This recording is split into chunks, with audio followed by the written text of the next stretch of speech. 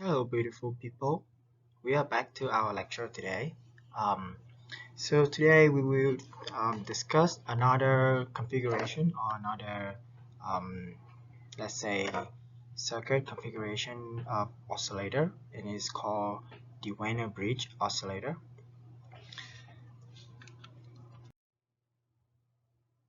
So the configuration of circuit is as below in this picture circuit here.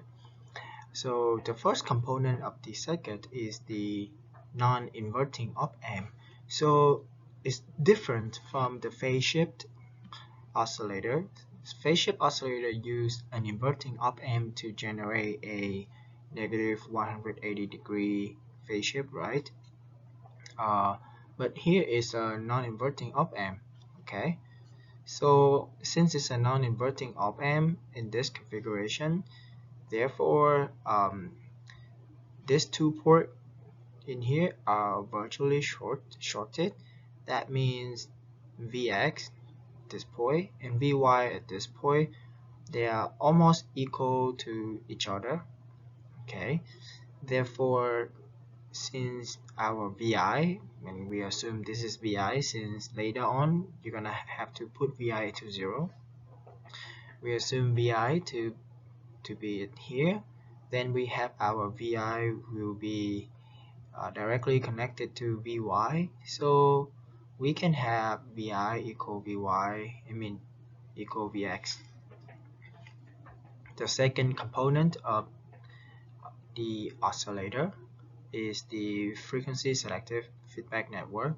It consisted of two components, an RC parallel, an RC network in parallel, and another RC network in series. Here, since this is a non-inverting op-amp, you use a zero phase shift, so phase shift equals 0. Remember, inverting op-amp give you a negative 180 degree, non-inverting op-amp give you a zero phase shift.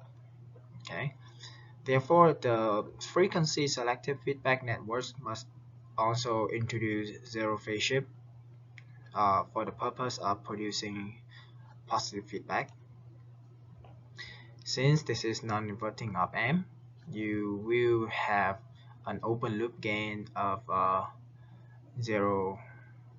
an open loop gain of 1 plus R2 over R1. R2 is here, R1 is here, and this is the whole configuration of the op-amp. Okay, we know that the feedback transfer function will be Vy over Vo. Okay, so this is your feedback voltage, basically the input coming in into this op-amp is Vy, so that is gonna be the what's that called, the feedback voltage that you have. So that feedback voltage over the output voltage will be your transfer function, right? Okay, so then if you use voltage divider rule on this circuit, you can relate Vy and Vo by this equation of V Zp over Zp plus Zs. Okay, so Zp is here over the sum of two. So you use voltage divider rule. Okay, and you may ask why. If you look at this, let's say this is the high voltage, this whole thing go to the ground, right, in this direction from here down to here. So if you prop the voltage at this point, then you just have to let this impedance over the sum of the whole path. Okay, voltage divider rule. So then now you have this relationship, right? So you can calculate Vy over Vo, so you can have your feedback transfer function to be Zp over Zp plus Zs. So now the loop gain is gonna be A beta. So you multiply these terms together, these two terms together, keep in mind that we actually neglect the frequency dependency of the op amp. That's why we have A, even though we say AS, but it's frequency dependent for the loop gain right now, the open loop gain right now.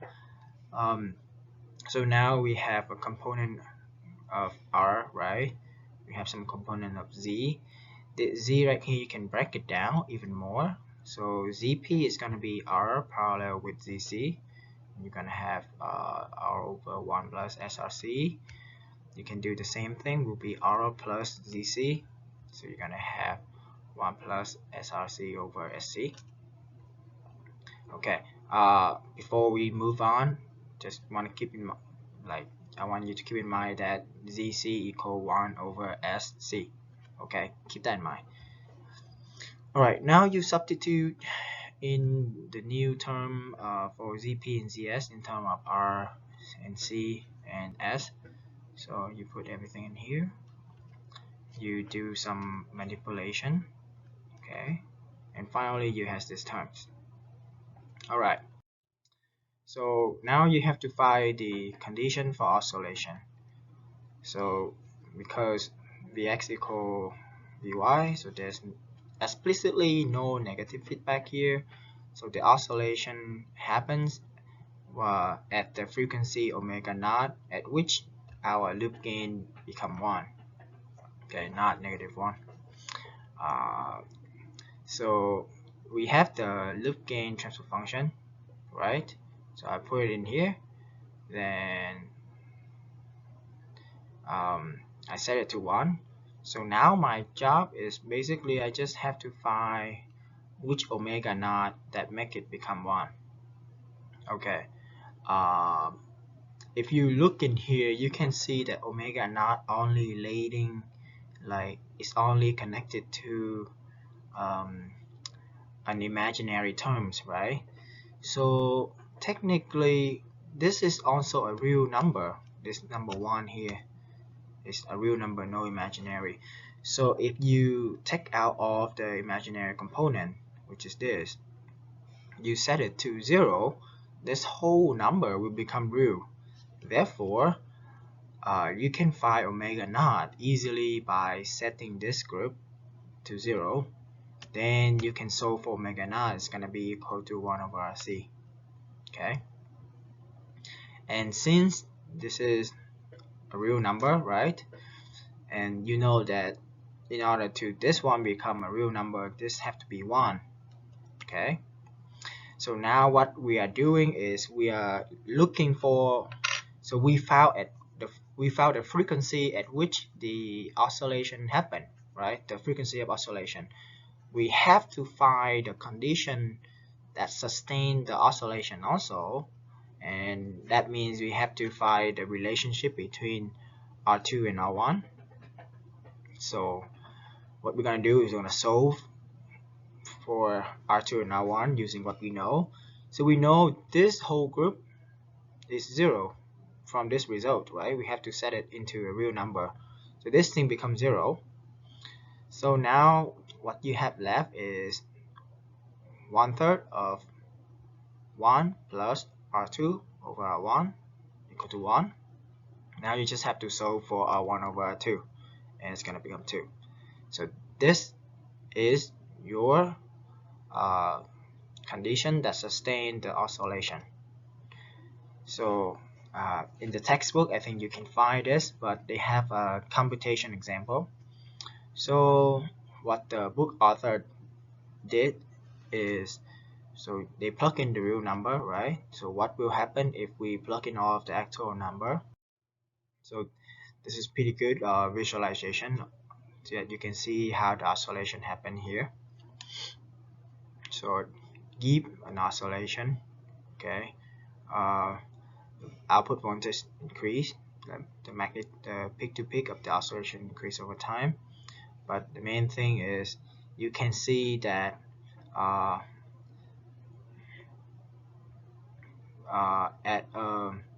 at this certain frequency here, right, and it's actually 19.9 kilohertz, you have max voltage. So what the simulation does is just basically just it set a time. It's basically increase the what it does is it increase the frequency over a period of time. So it do a frequency sweep, I think. Yeah. So after it does a frequency sweep, it basically recorded what is the max, what is the output. So after you recorded that, you can figure out, okay, at which frequency my oscillation happened, or at which frequency the oscillation peak. So what I want you to do is I want you to go through an example. Okay, so this is actually a problem in the textbook. I just took it out. And it might be in the exam, I don't know, but it's potential. So given this circuit below, so it's actually the same thing, not much different. The only thing is, instead of using exactly same C and same R, now I use two different C and R. Okay, for the series, for the RC network in series, I use CA and RA. For the RC network in parallel, I use RB and CB. So likewise, I have here I have Vx, here I have Vy. Okay, so there's two questions you need to find. You need to find the expression. You need to derive an expression for the frequency of oscillation. That means you have to find omega naught, and also you have to find the condition to sustain the oscillation. That means you have to find the relationship between R2 over R1. So let's start with the frequency of oscillation. So since this is an op amp, right? So you know for sure. I mean, this is a non-inverting op amp. You know for sure that V0, or output voltage, equal to 1 plus R2 over R1 Vy, and this is basically the open loop gain. And you know that okay, Vi equal to Zp over Zp plus Zs multiplied by output voltage. Okay, and this term here is your feedback transfer function. Okay, I know that Zp, here's Zp, here's Zs. I know that Zp equal to Rb over 1 plus S Rb Cb, and Zs equal to Ra plus 1 over S Ca, so equal to this. Anyway, so you have, what you have is, you have the A for, what's that called? You have A for the open loop gain, and you have beta for the feedback transfer function. So you can multiply those two terms to get the loop gain, and you can substitute Zp and Zs in, so you have this. Okay, what I want you to do next is just do some arrangement. Okay, so probably what you do is basically you multiply these two terms, you simplify the denominator, bring this one up, basically simplify the system into just one fraction in here, and you have this. Okay, so now you know that the output oscillate at a frequency omega naught, which makes the loop gain become 1, right? And 1 is a real number, so you know that, okay, only real, no imaginary. Okay, so you know, okay, this number, this part is real, so you don't care so much, but this part has a lot of imaginary component. So you know that if this whole thing is, if the imaginary component of this whole thing becomes 0, then probably you can find your omega naught. And it's true, because if you look at this component in here, okay, all of the omega naught is related to J component. Okay, so how can we derive that? How can we find the frequency at which this whole thing, the imaginary component of this whole thing becomes 0. So let's first simplify this one a little bit. So what I want you to do is maybe you multiply this term to this term, right? After that, you can have the denominator to be this. Okay, now look at this top and bottom. Okay, top you have some j omega naught, multiply something. Bottom you have some kind of real number. Okay, this whole thing is a real number. This whole thing is a j omega naught, multiply something. If you look at this, okay, now if I say if this term 1 minus omega naught square RA, RB, CA, CB, if this whole term becomes 0, what will happen? If this whole term becomes 0, then you can actually cancel out j omega naught on the top, and you can cancel out j omega naught on the bottom, right? Okay, if so, what you can do is, this whole term will be independent of j, right? If this one becomes 0, you can cancel out j omega naught top, j omega naught bottom, cancel out. This whole term will become independent of j. That means this whole number will become real. There's no imaginary component. So the easy way is you set this whole term to 0. Okay, if this is 0, the whole number becomes real. Okay, so you set this whole term to 0, then you solve for omega naught. Then you will have omega naught equal to 1 over square root of RA, RB, CA, CB. Since you have omega naught, you can easily find in terms of f, since omega equal to pi f. Okay, now for the condition to sustain the oscillation. So what do I need to do next? I know that oscillation is sustained when the loop gain equal 1. Is that correct? So what I'm gonna do is that I'm gonna set the whole real part of this number to 1, right? Okay, so I know what I can do next is I can try to simplify this whole term, and this is actually the expression for the loop gain. So I can basically divide the top and the bottom for j omega. Then I have this, and I know that this is a real number, right? This is just real part. There's no imaginary part. So the only imaginary part is in here that is related to j. So what I can do, I can set the whole thing to 0. Then I'll have a similar expression.